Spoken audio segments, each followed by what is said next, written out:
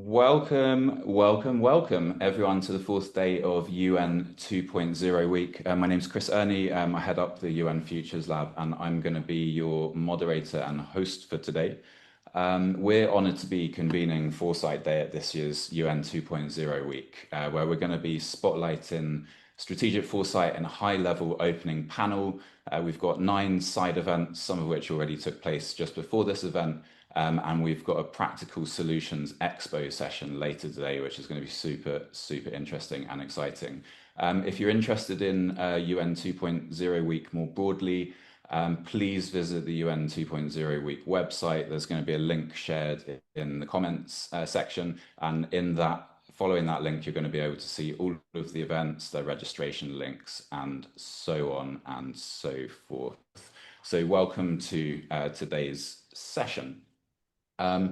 What we're going to be able to do as we move through is we're going to be able to see, you're going to have an opportunity to introduce yourself in the chat with your name, your organization and location. And this is just going to give us a good sense of who's in the room for yourselves to say hello to us, the panelists, and to each other.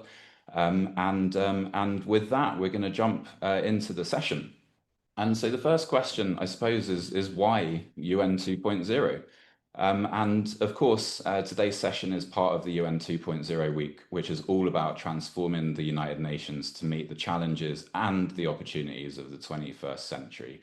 UN 2.0 is our shared effort to build the capabilities, the tools, the environment, the cultures that multilateralism needs today, in which we can harness science, technology, and human creativity to deliver on development, humanitarian, and peace.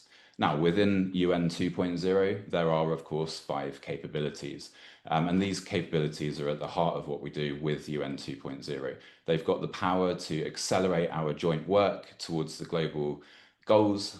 So within the UN 2.0 capabilities, we have data, we have digital, innovation, foresight, behavioral science. And all of these are underpinned by a change in culture. It creates space for experimentation, collaboration, and of course, shared learning.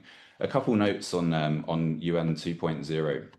Of course, these are key capacities, key capabilities, and key approaches that enable us to upgrade our United Nations system, upgrade multilateralism, and enable us to move forwards into more turbulence, more complexity, and more complicatedness, which is quickly coming over the horizon, if not already within such turbulence. The capabilities work well together. They're not silos. Good innovation involves excellent foresight.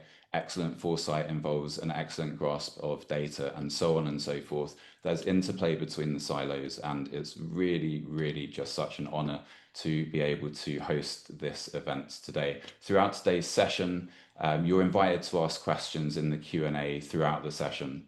The comment section is probably going to be a little bit busy, so we might miss a couple of the questions.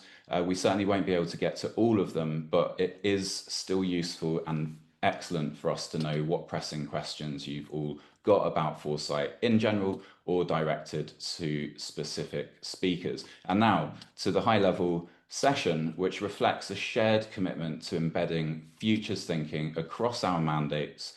It focuses on fostering intergenerational equity and strengthening the UN's ability to support member states through turbulence and transition. It brings together a diverse and cross-sectoral panel, and we hope to inspire system-wide engagement with foresight as a way to enhance anticipatory governance and organizational resilience. We spotlight, and we want to spotlight, the value of long-term, inclusive, and imaginative thinking in shaping the future of multilateralism. And we're really honoured to be joined here today with such an esteemed panel. And so what I'm going to ask to happen next is, for our opening remarks, I'd like to introduce Ms. Celeste Saulo, who's the Secretary General of the World Meteorological Organization, or WMO, and His Excellency Ambassador Dr. Barak Akçapar, who's the Ambassador and Permanent Representative of the Permanent Mission of Turkey to the United Nations at Geneva. Professor Dr. Celeste Saulo is a meteorologist from Argentina. She's the first woman and Latin American to serve as the Secretary General of the WMO. With a PhD in atmospheric sciences, she's led Argentina's National Meteorological Service, has contributed to over 60 scientific papers, and held leadership roles in international research programs. She's a champion of equity and collaboration. She was elected WMO Secretary General in 2023, and her work has earned multiple honours, including the Konex Award and AMS honorary membership. We also have Ambassador Dr. Burak Akçapar, who's Turkey's permanent representative to the UN in Geneva. As a career diplomat, he's served as Deputy Foreign Minister, Ambassador to Spain and India, Deputy Chief of Mission in Washington, D.C. and Doha, and international staff at NATO. He's a specialist in policy planning. Dr. Akçapar is also an academic and author, with books published by Oxford, Rowman and Littlefield, and others. He holds awards from NATO and Spain, and currently explores political risk, AI, quantum, social science, and strategic foresight. Let me not speak any further, but let me turn over for opening remarks. First of all, to Dr. Secretary General Celeste Saulo from the WMO. The floor is yours. Okay, Eric. Thank you. Thank you very much. Thank you very much. Dear colleagues, it's an honor to be here today amongst leaders and practitioners who are working to embed strategic foresight in our system so that we meet the challenges of our day and deliver for impact. I am really very excited. I see how many people we have online, more than 800. So I'm quite excited.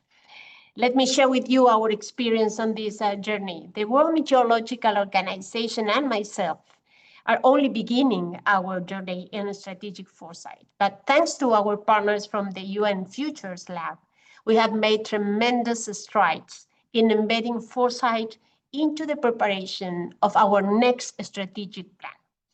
This is of critical importance as we live in challenging and uncertain times, as you all know, times when multilateralism is shifting, technology is rapidly evolving, and the impacts of climate change are growing, and compounding crises demand our attention and our response. In such times, the only winning strategy is to be forward-looking and future-ready. Foresight, then, is not a luxury, but is a necessity in this pivotal moment when we are reimagining the way the UN system works. We must ensure we have a smart strategic vision guiding us into uncharted waters ahead, one that realistically weighs all the options, one that anticipates future scenarios, and one that carves pathways for ensuring prosperity, relevance, and impact of our system, the UN system as a whole. I'm very proud that WMO is leading the way on this by seeking to create such a forward-thinking culture and equipping the organization with modern, cutting-edge skills on foresight, data, innovation, and digital technology. I would like to thank the UN Futures Lab for helping us to go along this journey and for providing us with their robust methodologies. Your expertise and collaboration has helped us bring clarity to our efforts. Particularly, we have had a series of strategic foresight workshops at WMO facilitated by UN Futures Lab, which involved active engagement with senior management across the organization. I was part of those workshops and I enjoyed them very much. Youth representatives, members, and governing bodies. We began by scanning the horizon for signals, trends, and disruptions in the political, economic, social, technological, legal, and environmental arena, the so-called PESTEL I learned with our colleagues those days. We then challenged assumptions, envisioned the future, and identified the way WMO can contribute to advocate and deliver results for its members in a very rapidly changing world. We built on this work by bringing together members of our governance to prioritize the top signals for the organization and backcast the way we can achieve our desired futures. In continuing to build on this, we will next hold sub-regional consultations with our members to utilize strategic foresight in identifying regional priorities and desired futures, and the way WMO can meet them, which will feed into our next strategic plan. So let me be clear, executive management, directors at headquarters, members, governing bodies, and regional actors, all of them are trying to engage in this exercise. The purpose is clear, to ensure that WMO is equipped, adaptable, and anticipatory to navigate the challenges of our day. And the same goes for the United Nations system. We have to join our forces in bringing transformation to the UN system and beyond to truly institutionalize foresight and deliver for impact. Strategic foresight is not just a planning exercise. It's about ensuring that we, as a system, remain future-ready, responsive, and resilient in a very rapidly changing world. Let us move ahead with courage to think outside the box, be anticipatory, and act decisively in operationalizing the UN 2.0 vision. By embedding foresight at the core of our work, I know we can shape a more resilient, responsive, and impactful United Nations system fit for the future we share. I thank you very much for this opportunity. And thank you very much for those words. I'm now going to turn the floor over to His Excellency, Dr. Barak Akçapa. The floor is yours. Thank you, Chris, and thanks also the Futures Lab for inviting me to this excellent panel. I'm truly excited to join you today for this, what is a very timely exchange on embedding foresight across the UN system, and of course in the member states as well. UN 2.0 calls for an anticipatory and adaptive multilateralism. But how can we be adaptive without first being aware of what lies ahead? Left to our own devices, we humans are fallible and susceptible to noise in our judgments. In the words of Amara's law, you would remember, we tend to overestimate the effect of technology in this case in the short run, and underestimate the effect in the long run. We're very susceptible to errors. The same can be said about our understanding of ways to deal with conflict, climate change, inequality, and even institutional reform. Foresight gives us the lens to avoid some distortions and to act before the tipping point. The time for it is now. My president underscores the need to work earnestly towards a better world that is less unequal and more fair. And Secretary General Guterres puts it very well as well. The choices we make or fail to make today result in further breakdown or breakthrough to a greener, better, safer future. We do live in times when global trust in institutions is fragile. Resources are stretched. Planetary boundaries are breached. Strategic foresight is not a luxury in these times. It's a necessity for survival and for relevance. And strategic foresight and its twin, anticipatory governance, help us look beyond short-term pressures, detect early signals, and shape more resilient futures. It is what empowers us to choose breakthrough. So, strengthening foresight as part of the UN 2.0 transformation and closely aligning it with the spirit of the UN-aided process of reform is important as we consider the future of multilateralism. It is very clear to me, at least, that ability to anticipate, not only react, must become part of how the UN evolves. Anticipatory governance is the key word for the UN, as much as it is for its member states. I hope today's session will help advance this shared commitment and goal across mandates, regions, and hopefully generations. Thank you so very much, Your Excellency, for those opening remarks. And thank you so much, Secretary General of the WMO, for your opening remarks. You've really set the scene for us very, very nicely today. Now, we're going to move into the next part of our panel discussion. And so I want to introduce three more very special people to you who are joining us and going to be sharing their thoughts and experiences. First of all, I'd like to introduce Ms. Fisayo Oyewale, who's a UNICEF Youth Foresight Community and Partnerships Specialist. Ms. Fisayo Oyewale is a futurist focused on youth engagement, food systems, and technology. As a youth foresight community and partnerships consultant at UNICEF Innocenti, she supports the Youth Foresight Fellowship and manages the youth network of more than 13,000 young people in 146 countries interested in child rights, research, and foresight. Formerly, Fisayo was a 2022 UNICEF Youth Foresight Fellow herself and has led youth foresight workshops for over 200 young people, facilitating meaningful conversations and contributions to local and global initiatives. Her work reflects a commitment to building inclusive, future-ready systems through collaboration and foresight. Second, I would like to introduce Ms. Karima El Khoury, who's the Director of the Sustainable Development Unit in the Executive Office of the Secretary General. Ms. Karima El Khoury has over 25 years of experience in development with more than 2 decades in the United Nations. She's served in many roles, but more recently as the resident coordinator in Malaysia, Singapore, and Brunei from 2021 to 2025, and prior to that at UN ESQA, leading the 2030 Agenda Unit and the Population and Social Development section.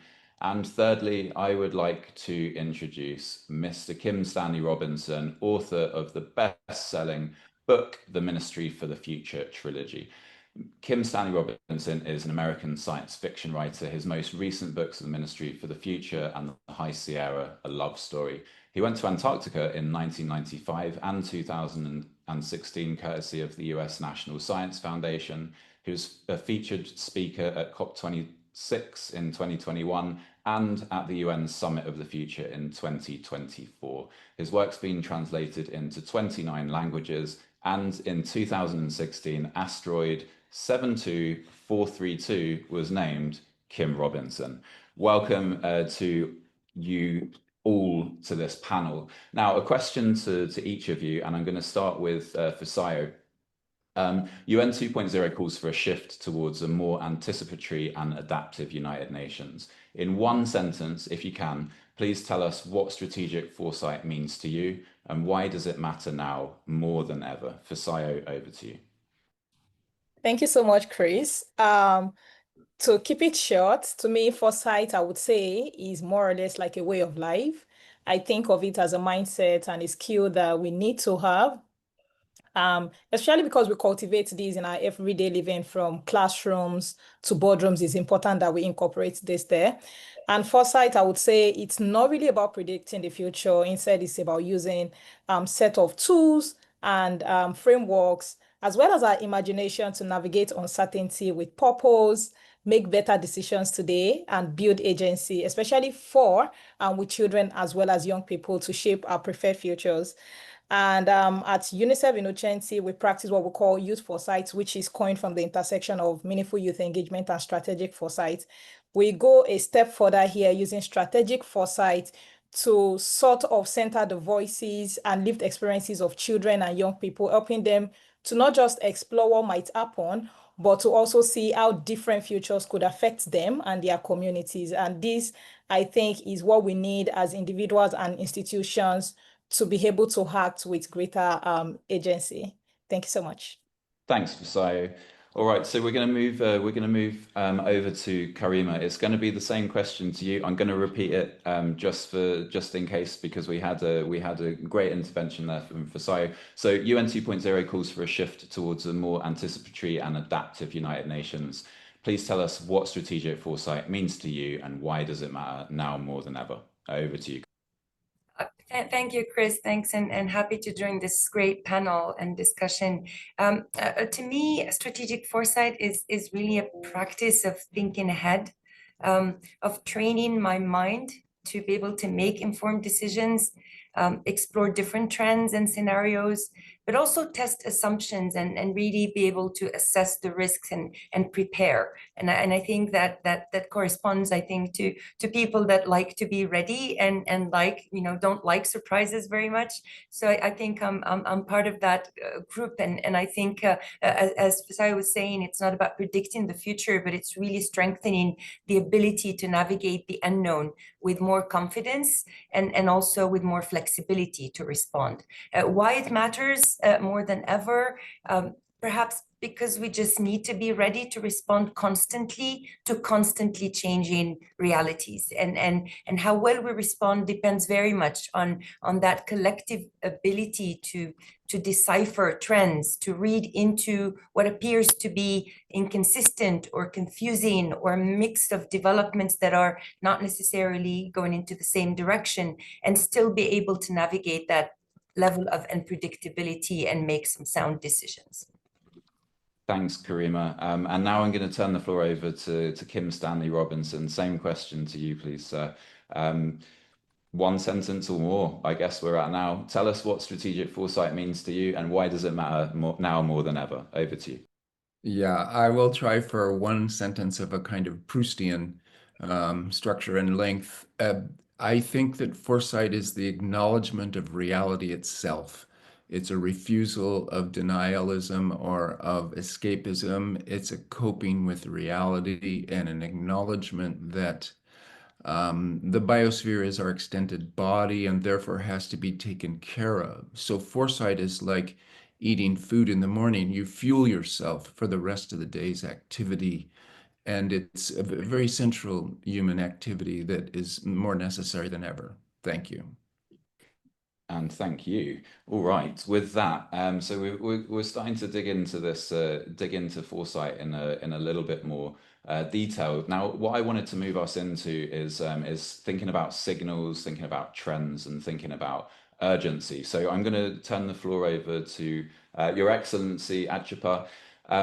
As an ambassador and permanent representative engaged in multilateral diplomacy, how do you see early signals, whether political, social, or environmental, shaping global cooperation and the future of multilateralism? What are some of the signals you believe member states should be paying close or more attention to? Over. Thank you. First, I should say that to me, strategic foresight gives us tools in multiple domains of policy. And the first is dealing with uncertainty. And the other one is the strategic foresight ushering us into anticipatory governance. Future is something that we co-create. And I think keeping this perspective in mind as we look at the events, it's important to have the tools. We're all gearing for surprise, all bracing for surprise. We have lived so many of them in our lives. We'll live to see more swans in the time ahead. They will be white, they will be gray, there will be black swans. Signals are all around us. It's bewildering. Early signals and weak signals do matter, not just because they forecast risk, but because they test the agility and relevance of our multilateral system. And back to your question, there may be three clusters of signals that demand immediate diplomatic attention. First is the geopolitical and institutional fragilities cluster. Shifts in the voting patterns, the proliferation of bilateral security deals, withdrawals from multilateral treaties, they all come together and more to suggest a world moving toward fragmented blocks. So fragmentation is a characteristic, is an emerging characteristic. These events are not isolated incidents. They point to a deeper reordering of power in the world. They trust, at the same time, they erode trust in norms produced via multilateralism, precisely when shared norms are needed the most. Second cluster may refer to the governance gaps, whether they are technological, environmental, and economic. The unregulated growth of AI, cyber attacks on critical infrastructure, the weaponization of trade, and others, they all outpace current global rules. We have been emphasizing the urgency of inclusive digital governance and supporting UN Global Digital Compact and embedding rights-based safeguards into our national strategies. We need anticipatory cooperation. Unless we do that, these gaps will become very deep fault lines. So that's the second cluster that requires attention. Third one is the cluster of human vulnerabilities exposed by health, by climate and migration trends. I know this from my own country. We are the world's largest refugee hosting country. We understand that mobility, whether to conflict or economic stress or other reasons, demand long-term frameworks, not only reactive aids. There are very many more signals and trends that are emerging, but these are not abstract warnings. They are observable shifts begging for attention and resources. Our collective task, therefore, is to recognize these signals not as disruptions to manage and on the spot, on the fly, but as invitations to adapt together before the costs of inaction become irreversible. Thank you so much. So the next couple questions, I wanted to turn to Kim Stanley Robinson. We spoke at length last year at the UN Summit for the Future, and one of the things that really struck me before meeting you in person, certainly reading many of your books, is that your work explores futures that feel often disturbingly close. And you're somebody that I think picks up on signals, whether consciously or less consciously, on a seemingly daily basis. And so what I'm wondering is, what signals do you think we're still either underestimating or ignoring, particularly in the context of global governance? Over to you. Yeah, thank you for that, Chris. I think the signals that we're still not paying close enough attention to and reacting to can be bundled under the term planetary boundaries. And this is a UN-sponsored term that Johan Rockstrom and his team have developed with the UN and the IPCC and the UNFCCC. There are limits that are real in the ability of the planet's biosphere to support human beings and our cousin fellow creatures. And some of them we are coming close to breaking in ways that we're not paying close enough attention to. We don't know how close we are to what sometimes gets called tipping points, but I would like you to think of it as a slippery slope. That we're on a slippery slope, it's getting steeper and more slippery. We don't know when we will detach and fall. And I want to say we're not paying enough attention to the severe danger of causing a runaway greenhouse effect in the Earth's biosphere. A point could come at which, even if all of humanity decided that this was the one and only project to cool the Earth back down, that we could not do it. And so while we're still in the state where we can do it, we need to pay attention to it. So we're in a nation-state system, and the nation-state system is poor. It's a zero-sum game. Individual nation-states and their representatives pretend that it's a win. If I win, others lose. If others win, I lose. Therefore, the UN becomes crucial. No matter its strength or relative weakness in international governance, it is the place where all the nation states can come together and discuss it. And since we still have the ability to deal with this, of essentially crawling back up the slippery slope to a realm of planetary safety, We need to do it. We have to do it. Again, as I said at the start, it's the reality principle. It's coping with reality itself. And I'll just end very quickly with a science fictional note here. We are all very good at imagining utopias, best outcomes for ourselves individually, and dystopias, if things go wrong, how catastrophe could follow. So it's a very natural human mental habit that we're engaging in here. And foresight is as I said at the beginning, a function of the reality principle of coping with reality itself. Thanks. Thanks for that. And let's keep on the topic of planetary boundaries. Let's keep on the topic of climate. Secretary General, WMO deals with hard data and long-range climate projections. How do you translate climate signals into systemic shifts in policy and planning? What's working? Where do gaps remain? Over to you.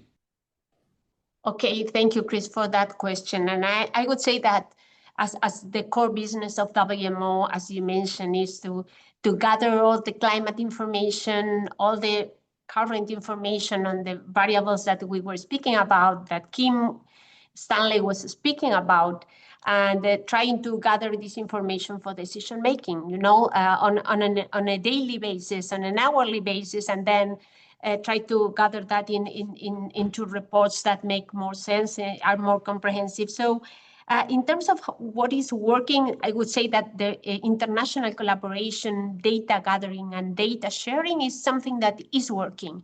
And that is a very interesting point to look ahead.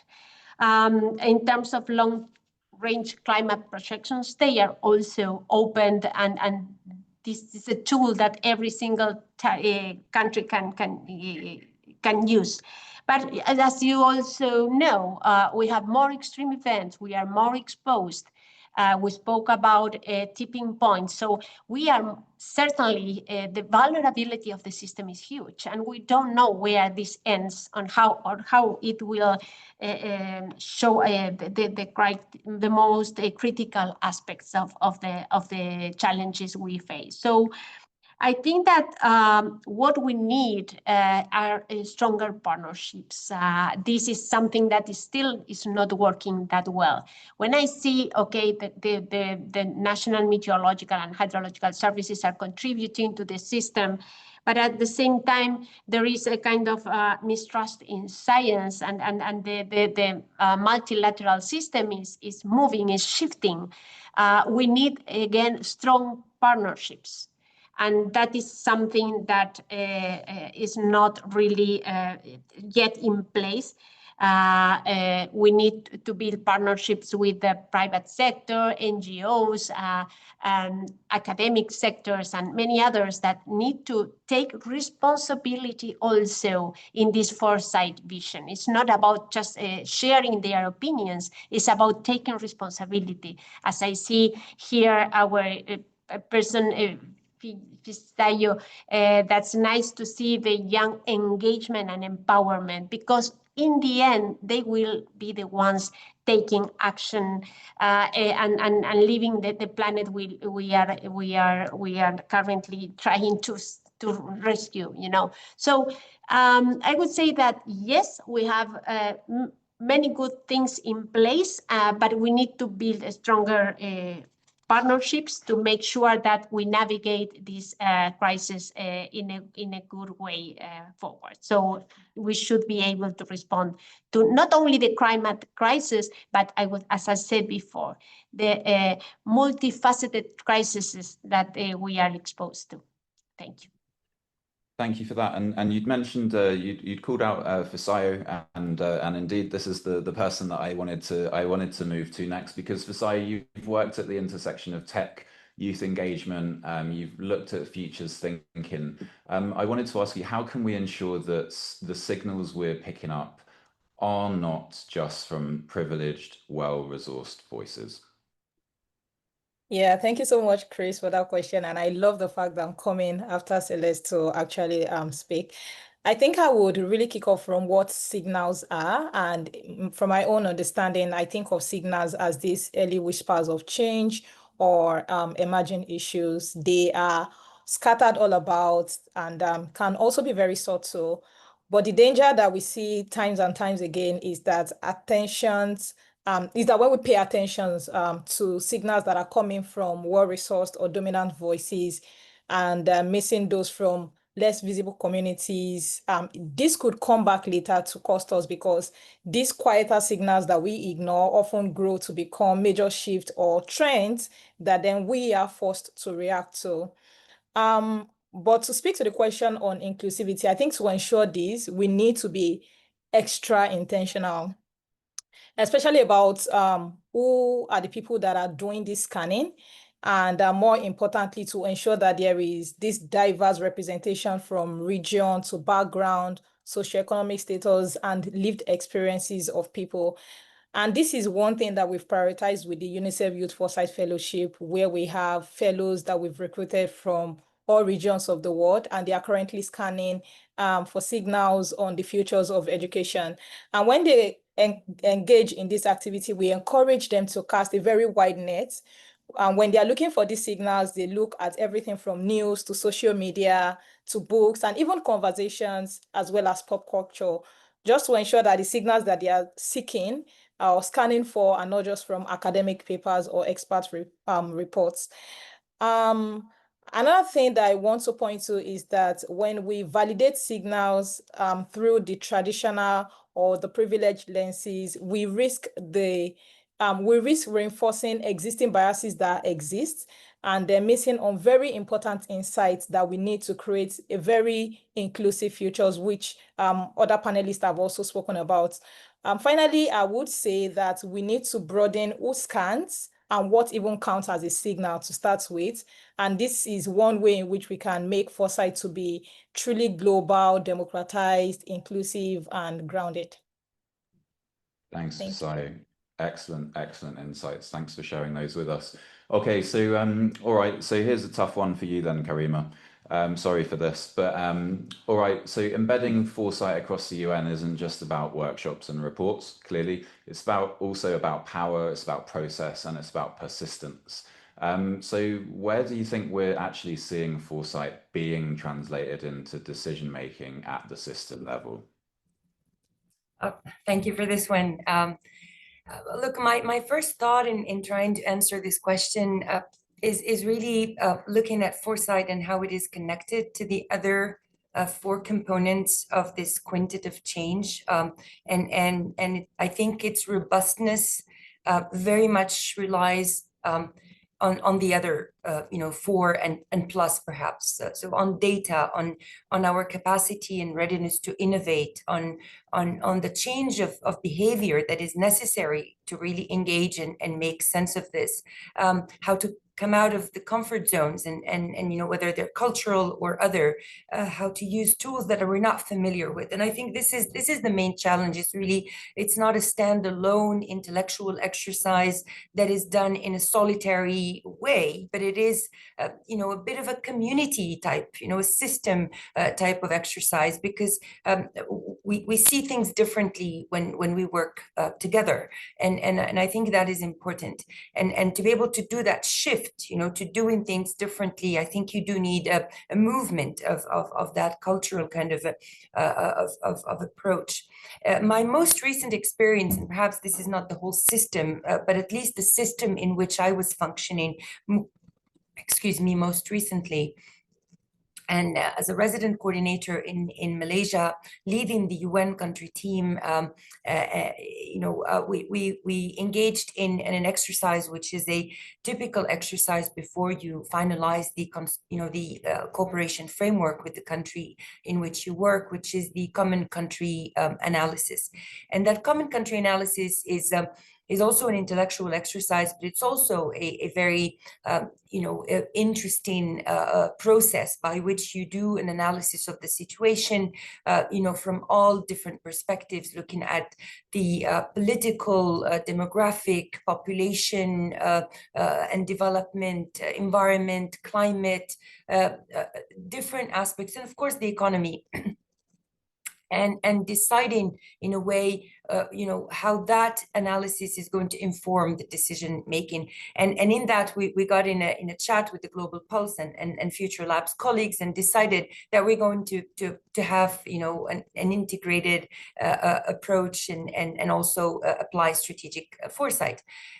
It was a very interesting experience, and I wanted to move to a bit of a practical kind of approach to this. Of course, it included reports and it included workshops, and I'm not allergic to those. I think they're important, but they just need to happen in a different way. And I think, again, when we think of a report as a collective exercise, interactive, it is about co-creation. It is about bringing multiple stakeholders with their multiple perspectives, and delve into this in-depth analysis of the present, and also deep dive into the future and the possible scenarios, including in countries that have been quite stable, and countries where the ecosystem seems to be quite stable. There's still some interesting things to do, and I think it was an eye-opening exercise for all of us.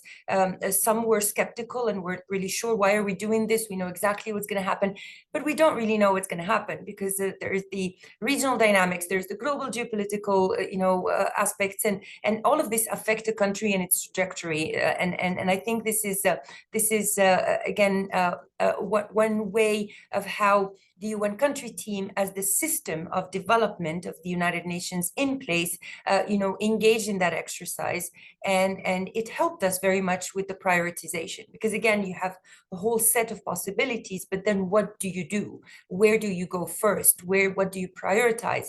And how do you respond best to the needs of the country in which you are as a UN system, for your development? So I think, again, this is a kind of a microcosm of the UN system, but maybe zooming out is something that is the future, I think, of multilateralism and how the UN functions also in a broader, I would say, way.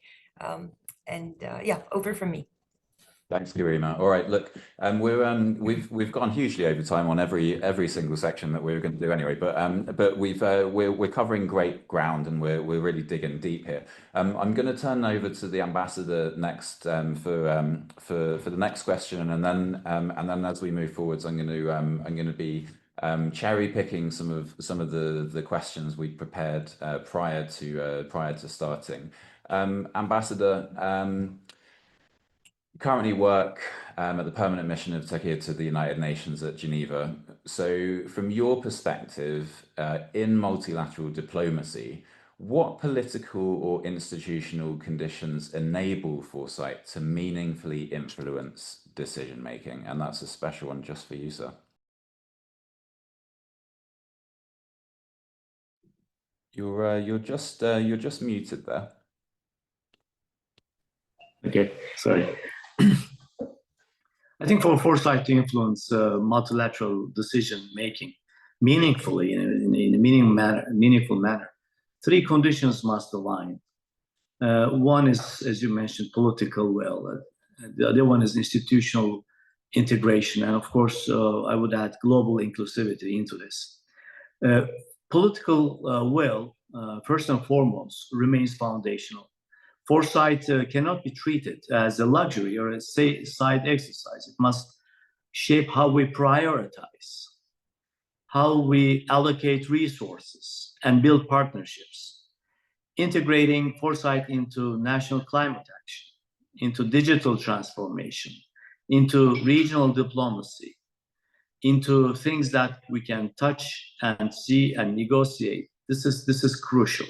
And for this, we need to build up the political will behind the idea, because preparing for plausible disruptions is in the benefit of everyone. Second, of course, the strategic foresight needs institutional anchoring.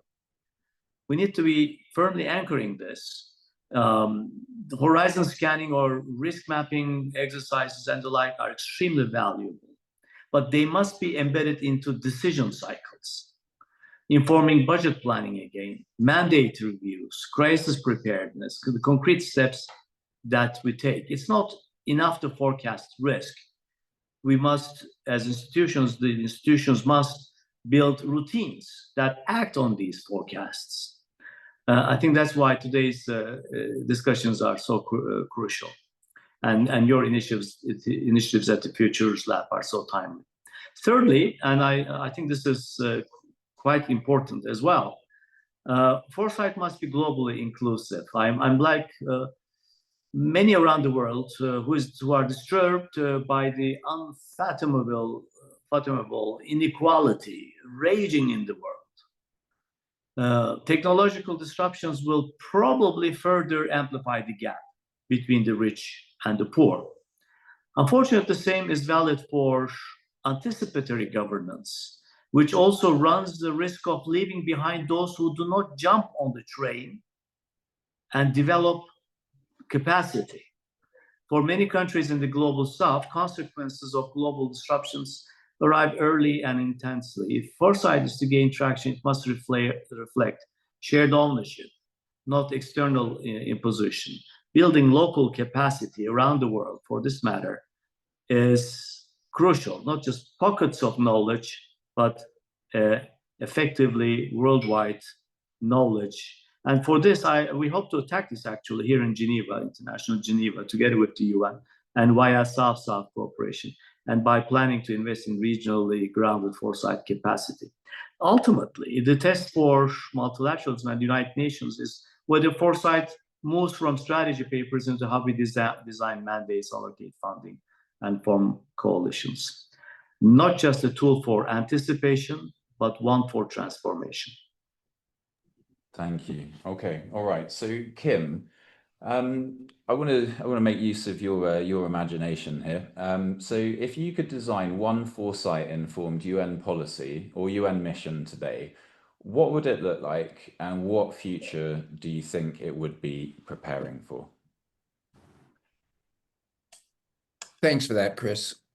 I would love to see the COP system extended through the entirety of the year so that the annual meetings of the COP were a way to examine what had been done during the year's work. And I would like that system to be integrated with the central banks and with the international banks like World Bank, IMF, and organizations like OECD, that the UN in effect becomes a clearinghouse and a sort of brokerage for infusions of money, that there needs to be a kind of a carbon or green quantitative easing of about $1 trillion a year, contributed by the central banks, that would be doing the quantitative easing thing of making up new money that would not just be given to private banks or to individuals, but given to green projects first, after which it would circulate into the general economy. Then the UN becomes more than a discussion space, which is already important for sure. Multilateralism is important in the nation-state system, but it would also become an action front where projects would be funded. And in this world, money speaks. So the idea that we could have perhaps $1 trillion a year distributed in the global south across the world doing green projects, this would be transformative. And the best place to organize an effort like that would be the UN. Thank you. Thanks, Kim. For Sayo, I'm going to skip over the next question, and we're going to skip to that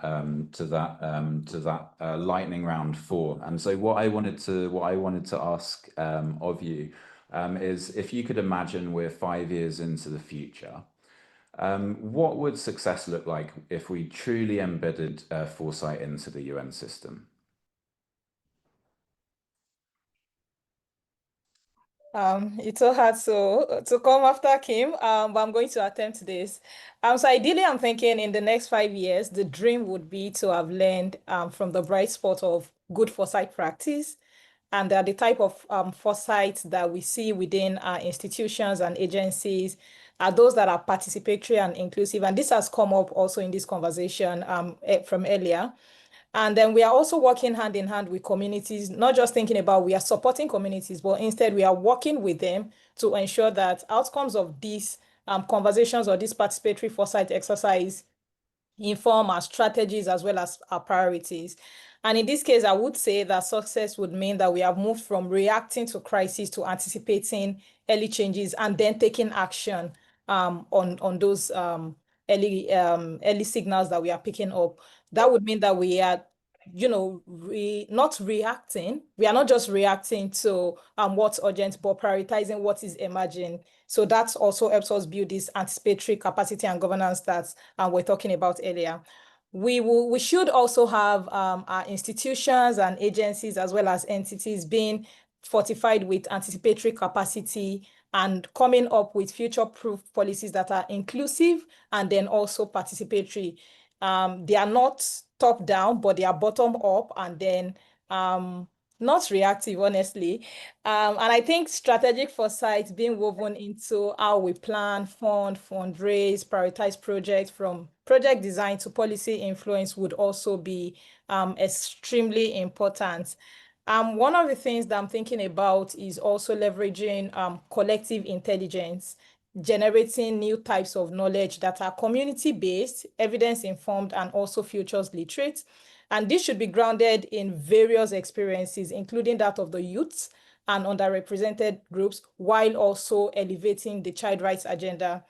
In summary, I would say that success for the United Nations would be that it is no longer an institution that is a convener of global responses, just like Kim has mentioned earlier, that we are not just having this multilateral conversation, but it has become a beacon of global readiness and action, one that is proactive, agile, and deeply human-centered in how it prepares for the future. Thank you. Thanks, Josiah. You may have come after Kim, but you still gave us a really robust answer. So thank you so much for that. I'm going to ask Karima as well. If you could imagine we're 5 years into the future, what would success look like if we've truly embedded foresight into the UN system? Over to you. Thanks, Chris. A great, brilliant answer by Fisayo. Very difficult to do better, but I think we need to be honest about how ready we are, and make sure that a better UN isn't just about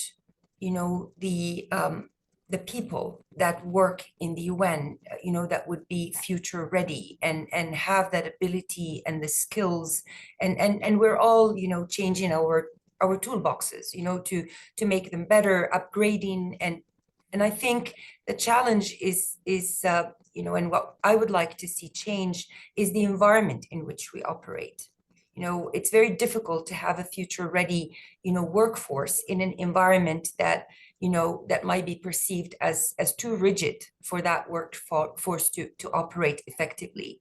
And therefore, I think if we want to change the way we plan, the way we budget, the way we assign resources, the way we prioritize, the way we shift direction, because we need to shift and be able to shift direction quite fast. I think the challenge is really about and learning certain things. I think this is, again, what Foresight is about, is also about and learning certain behaviors and certain things, and acquiring as a system that collective ability to use Foresight not just as an exercise to plan and operate, but also as a change management tool. I think, and this is what is needed for that fundamental shift to be complete and to be effective if we really want to move forward. So I think with this, I'm looking at 5 years down the road. I mean, the 2030 agenda and the SDGs.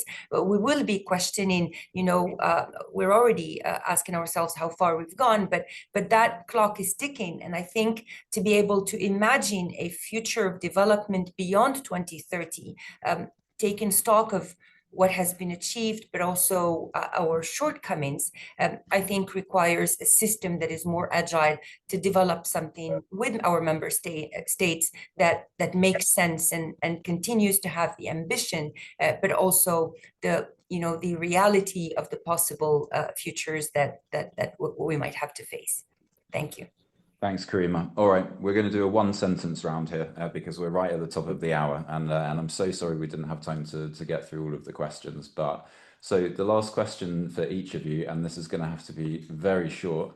In one sentence, what's one signal you're watching closely, and what could it mean for the UN? I'm going to start with the SG of WMO. Over to you. Thank you, Chris. Well, I will be very brief. One of the outcomes of our exercise in the Foresight workshops was that we need to see the evolving global and institutional dynamics. Certainly that is something that is there. The other is rapid technological changes. They are there. The growing role of the private sector. So how we engage is another one. The persistent disparities in the capacities of countries.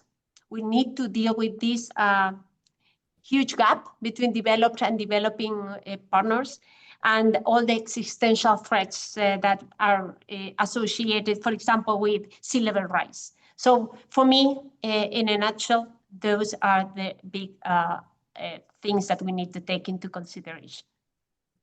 Thank you, Secretary General. Next, Your Excellency Adjapa, one sentence. Well, this is going to be a long sentence. One signal that I'm watching most closely is the accelerated development of disruptive technologies and their ripple effects across all domains, economic, political, social, and geopolitical. This object is approaching at a speed and itinerary that is well beyond our capacity to adapt. Most of us will not be able to fully adapt, and we need collaboration globally more than ever. These technologies, from artificial intelligence to synthetic biology, from quantum computing to autonomous systems, they're not just transforming how we live and work, but reshaping how we govern, interact, produce, fight, and resolve conflict. So this is something that I'm watching. Thank you. Kim? Yes, thanks for this. The whole hour has been fascinating. The signals I'm looking at are two. The first is emissions, not just of CO2, but of methane and of CFCs. Are we reducing them, and how fast? That's a signal that's crucial. And then money spent. Following up on what Celeste said multiple times, the private sector, business, philanthropy, and then governments and the central banks, organized by the UN effort, how much money are we spending on making the transition successfully? Thank you. Thanks, Kim. And Fisayo, literally one sentence, and then I'm going to have to close things out. Over to you. Rise of youth leadership, because young people are no longer waiting to be invited in decision-making processes. They are creating their own spaces.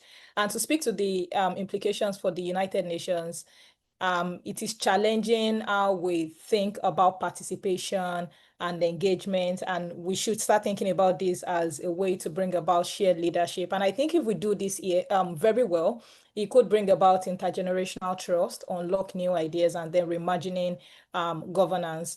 And the real question that I'm also going to leave us here with is that will we recognize this shift and meet children and young people where they are and choose to build the future for them, with them and not for them? Thank you. Thank you to all of our speakers and to everyone for your engagement and questions. This is just the beginning. If you want to keep the conversations going and you're a UN colleague, join the Strategic Foresight Community of Practice. UN 2.0 week continues. You can still join the Foresight side events today, as well as the Solutions Expo later on today. To all of our speakers today, massive, massive thank you for being with us, and have lovely rest of your afternoons, evenings, and mornings. More to follow.